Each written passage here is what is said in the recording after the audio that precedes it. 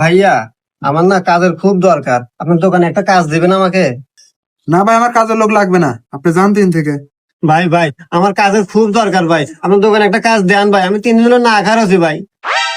আচ্ছা ভাই, কাজ দেওয়া যাবে, সমস্যা না, তবে একটা শর্ত আছে। আপনার সব শর্তই মানতে রাজি আছি ভাই, কি শর্ত বলেন?